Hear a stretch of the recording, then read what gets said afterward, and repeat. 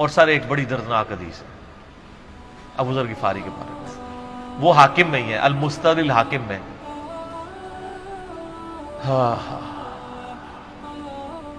غزوہ تبوک آپ کو پتا ہے ایک ایسا غزوہ تھا جس میں جو شرکت نہیں کرے گا وہ منافق ڈکلیئر ہوگا، قرآن میں فتویٰ آ گیا تھا۔ اس سے پہلے کبھی نفیر عام نہیں تھی، یہ پہلا اور آخری موقع تھا، کیونکہ رومن امپائر سے ٹکرانا تھا، سپر پاور تھی دنیا کی، 1.5 لاکھ کی فوج لے کے کیسرے روم بارڈر پہ آ گیا تھا عرب کے۔ تو نبی علیہ السلام نے اناؤنسمنٹ کی کہ بھئی اب سب نے جانا ہے، جو نہیں جائے گا منافق شمار ہوگا، الا یہ کہ کسی کے پاس ریسورسز نہ ہو، یا کوئی مریض ہو، یا کوئی عورت ہو، یا کوئی معذور ہو۔ منافقین آگے بہانے کر رہے تھے، کچھ سادہ لوگ مسلمان بھی اس کا حصہ بن گئے۔ بخاری مسلم میں 3 اصحاب کی توبہ کا واقعہ بھی موجود ہے، وہی میری ویڈیو ریکارڈڈ ہے۔ تو کعب بن مالک کی رضی اللہ تعالیٰ عنہ علیہ السلام، تو کچھ لوگ جو ہے وہ یعنی اپنے ان معاملات کی وجہ سے کچھ پیچھے بھی رہ گئے۔ تو المستدرک الحاکم میں آتا ہے کہ صحابہ کرام کہتے ہیں کہ ہم نبی علیہ السلام کے ساتھ سفر پہ نکلے نا جب، تو نبی علیہ السلام کو آ کے کوئی بتاتا تھا، کہتا تھا یا رسول اللہ وہ جو فلاں بندہ تھا نا وہ بھی کوئی نہیں آیا، پیچھے رہ گیا۔ تو آپ علیہ السلام پرواہ نہیں کرتے تھے۔ پھر بتایا گیا یا رسول اللہ وہ بھی کوئی نہیں، یعنی جڑے نعرے مارتے سن اچے اچے، جدو ایتھے کسی دسایا جائے گا سر وہ تہاڈا پکا جڑا یار ہے بیلی وہ بھی کوئی نہیں جائے، تو حضور علیہ السلام کو لوگ نا فیڈ بیک دیتے یا رسول اللہ وہ بھی غائب ہے، وہ بھی نہیں آیا۔ اب 30,000 کے لشکر میں آپ نے کوئی ریکارڈ تو نہیں رکھا تھا، رجسٹر تھا، لیکن کدھر 30,000 بندوں میں کدھر کوئی رکھ سکتا ہے صاحب اس طرح، یا رسول اللہ وہ بھی رہ گیا، وہ بھی۔ تو حضور علیہ السلام کہتے ہیں ٹھیک، آپ فرماتے تھے اللہ چاہے گا تو آ جائے گا، نہیں آئے گا تو نہیں آئے۔ تو کسی نے کہا کہ وہ ابو ذر غفاری بھی پیچھے رہ گیا، آیا اور ابو ذر کو اس کے اونٹ نے روک لیا۔ اونٹ ہی نہیں اٹھ رہا تھا نا سر، وہ آپ کو گاڑی تو نہیں ہے نا جو سٹارٹ کر لیں گے آپ، اونٹ چلنے سے انکار کر دیں، کوئی کر سکتا ہے؟ اور سر سفر کتنا ہے؟ 700 کلومیٹر، 700 کلومیٹر کا ریگستانی سفر آج کے دور میں بھی کرنا مشکل ہے۔ سائیکل پہ نہیں آپ کر سکتے، پیدل تو آپ سوچ بھی نہیں سکتے، اونٹ کے بغیر کیسے ہو سکتا ہے؟ جس میں آپ کو اونٹ اس لیے بھی ضروری ہے کہ اس کے اوپر آپ نے سامان لادنا ہے، پانی نہیں راستے میں پینا، ریگستان میں تو کئی کلومیٹرز تک کچھ بھی نہیں ہوتا، بھوکے پیاسے مریں گے۔ پھر آپ قافلے سے بھی جدا ہیں۔ تو ابو ذر غفاری کوشش کرتے رہے کس طریقے اونٹ، اسی دوران قافلہ نکل گیا آگے، تو وہ اونٹ اٹھا ہی نہیں ہے، تو حضرت ابو ذر غفاری نے اپنا سامان اپنی پیٹھ پہ لاد لیا، پیدل چل پڑے ریگستانی سفر میں۔ حاکم کی روایت ہے کہ ہم نے دیکھا دور سے ایک اکیلا شخص آ گیا جس کی پیٹھ کے اوپر بورا لدا ہوا ہے۔ تو نبی علیہ السلام کی آپ محبت دیکھیں، آپ نے فرمایا کہ تو ابو ذر ہو جا، یعنی جو آنے والا شخص ہے تو ابو ذر ہو، یعنی حضور نے خواہش کا اظہار کیا۔ آپ کو نظر تو نہیں آ رہا تھا یہ کون آ رہا ہے، آپ کی محبت، آپ کو پتا تھا ابو ذر غفاری نہیں رہ سکتا پیچھے۔ تو صحابہ کہتے ہیں آپ نے فرمایا تو ابو ذر ہو جا، تو صحابہ کہتے ہیں تھوڑی دیر بعد جب وہ قریب آئے تو ہم نے پہچان لیا ابو ذر غفاری ہیں۔ تو جب ہم نے پہچان لیا نا تو حضور علیہ السلام نے ان کے پہنچنے سے پہلے آپ نے فرمایا ابو ذر کو دیکھو اکیلا آ رہا ہے، اکیلے ہی دنیا سے جائے گا اور قیامت الدن بھی اکیلا اٹھایا جائے گا۔ دنیا سے کیا کہہ رہے گے؟ صحیح بخاری میں آتا ہے کہ حضرت عثمان غنی رضی اللہ عنہ کے دور میں چکے، یہ اس حدیث کا بھی کچھ حصہ باقی ہے، میں بعد میں بیان کروں، پہلے میں اس کو کنکلوڈ کر لوں کہ صحیح بخاری میں آتا ہے کہ حضرت ابو ذر غفاری شام چلے گئے تھے، وہاں پہ چونکہ گورنر تھے حضرت معاویہ رضی اللہ تعالیٰ عنہ، وہ قرآن کی وہ جو سورہ توبہ کی آیات ہے نا کہ جو لوگ سونا اور چاندی جوڑ کے رکھتے ہیں یہ گرم کر کے ان کی پیٹھوں پہ، ان کے ماتھے کے اوپر لگایا جائے گا قیامت والے دن، تو وہ یہ آیت پڑھا کرتے تھے، اور حضرت معاویہ سے ان کا جھگڑا رہتا تھا کہ تم لوگ جو یہ مال جوڑ رہے ہو نا اور یہ اتنے خزانے تم لوگوں نے بنا لیے ہیں، یہ نبی علیہ السلام کی تعلیمات کے خلاف ہے۔ تو حضرت معاویہ کہتے تھے یہ تو اہل کتاب کے بارے میں آیات نازل ہوئی ہیں، تو وہ کہتے تھے نہیں، یہ سب کے بارے میں ہے۔ اب شرعی حکم یہ ہے کہ مال آپ جوڑ سکتے ہیں اگر آپ زکوٰۃ دے رہے ہیں، لیکن یہ پسندیدہ نہیں ہے، طریقہ نبوت یہ نہیں ہے۔ نبی علیہ السلام نہیں جوڑ سکتے تھے، پوری زندگی زکوٰۃ دینے کی نوبت نہیں آئی ہے، حالانکہ خمس ملتا تھا، خیرات کرتے تھے۔ ابو ذر غفاری کا جھگڑا یہ تھا کہ تم تو نبی کے صحابہ ہو، تم لوگوں کو یہ زیب ہی نہیں دیتا کہ تم لوگ اس طرح کے محلات میں رہو اور اس طرح مال جوڑو۔ تو اب چونکہ سینئر صحابی تھے، ان کو ہاتھ ڈالنا بھی آسان نہیں تھا، پھر نبی علیہ السلام نے فرمایا ہو کہ اس سے زیادہ سچا انسان ہی کوئی نہیں، تو حضرت معاویہ نے خط لکھا حضرت عثمان کو کہ جی اس بندے سے میری جان چھڑائے نا، اس کو آپ واپس بلائیں۔ حضرت معاویہ نے جب خط لکھا تو حضرت عثمان نے ان کو کہا تم مدینہ شریف واپس آ جاؤ۔ مدینہ شریف جب یہ واپس آئے تو صحیح بخاری میں آتا ہے کہ لوگوں کا جھمگٹا لگ گیا بزرگ غفاری کے گرد، لوگوں کو پتا تھا یہ تو بڑا یعنی زہد والا بندہ ہے۔ تو ابو ذر غفاری وہی حدیثیں سنایا کرتے تھے کہ حضور نے فرمایا یہ احد پہاڑ سونے کے برابر ہو تو میں خیرات کر دوں گا، جبکہ باقی صاحب کہتے تھے کہ مال جوڑنا جائز ہے اگر زکوٰۃ کوئی دیتا رہے۔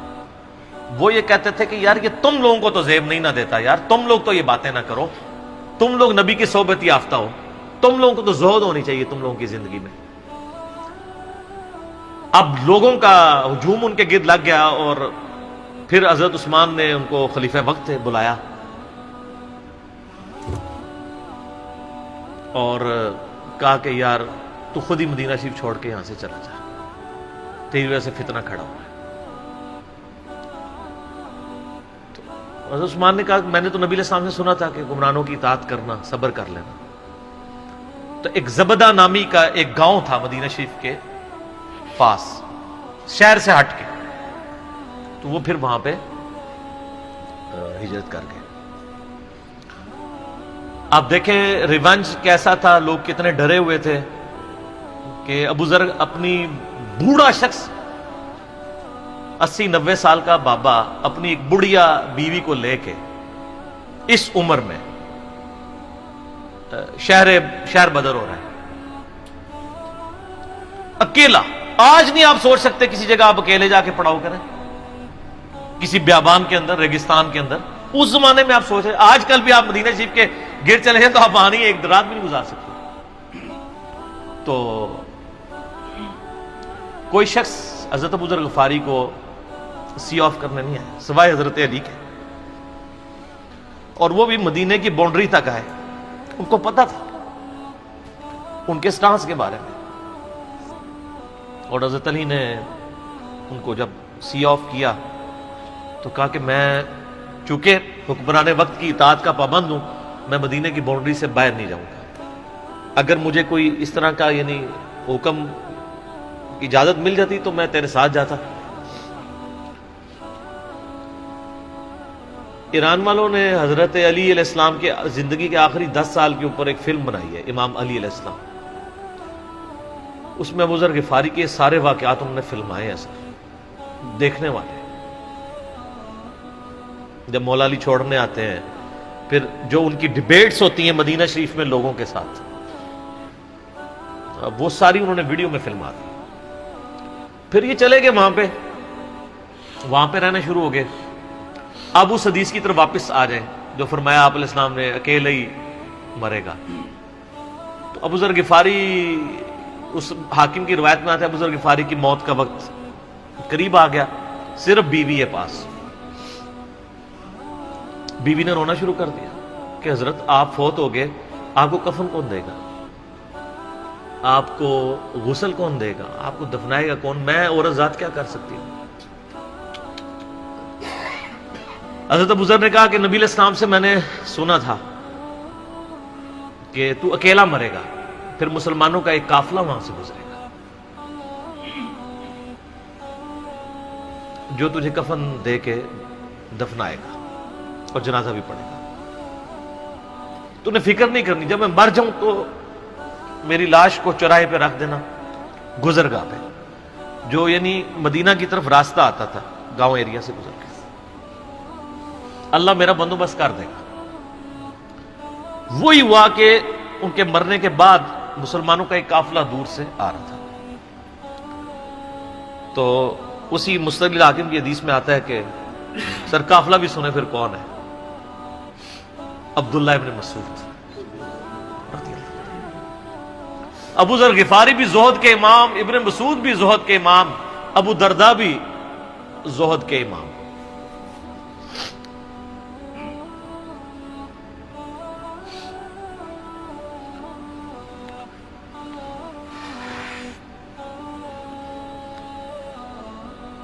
ابن مسعود رضی اللہ تعالیٰ عنہ جب وہاں پہ رکے، ان کو تو نہیں پتا تھا یہ کون ہے. تو انہوں نے کہا بی بی کیا وہ؟ ان کا میرا خامند مر گیا ہے. ان کا یہ کون ہے؟ تو انہوں نے کہا ابو ذر غفاری.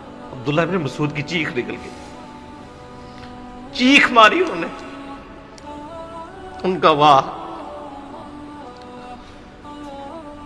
اللہ کے نبی نے فرمایا تھا کہ ابو ذر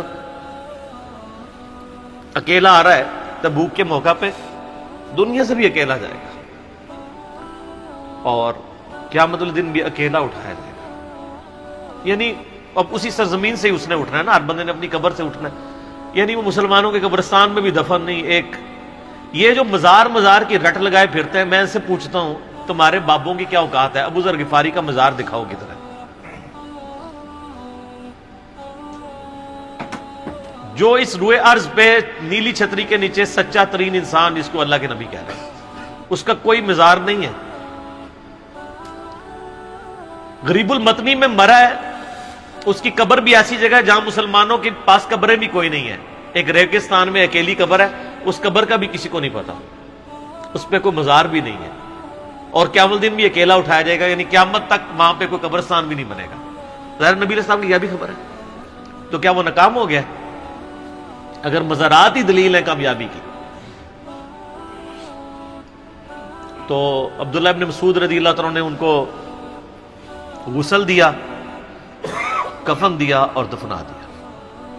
یہ پوری ڈیٹیلز آپ کو المستدل حاکم میں مل جائیں گی. تو ابو ذر غفاری ان چند شخصیات میں سے ہیں جن میں پوری امت کا اتفاق ہے ان کی نیکوکاری کے اوپر.